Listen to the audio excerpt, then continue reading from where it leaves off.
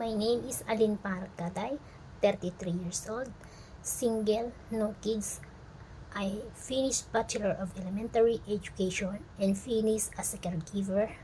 I have worked at Saudi Arabia for 2 years and 11 months. I serve 4 family members, 2 adults and 2 kids, ages 1.8 years old and 4 years old. Here in Hong Kong, I work 1 year and 10 months up to present.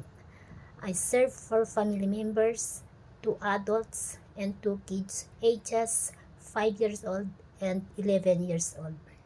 My mainly duties is to cleaning the house, running errand, washing clothes, ironing, and cooking basic Chinese food, and also dropping and picking up the kids at the school.